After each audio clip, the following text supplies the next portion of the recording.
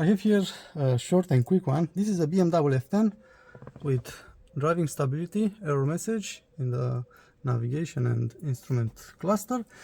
This car was parked, and after 1 week, when the owner has started the car, this message is not disappearing. So first step is to scan the car. You can see it's an F10, and after scanning the car, I have wheel speed sensor, line disconnection, front right, and it's present. So let me see what we have here on the front right. What you can see, this is the wire that was supposed to be connected with this one.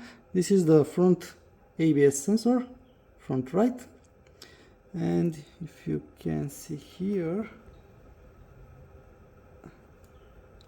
you can see it, someone have chewed this wire.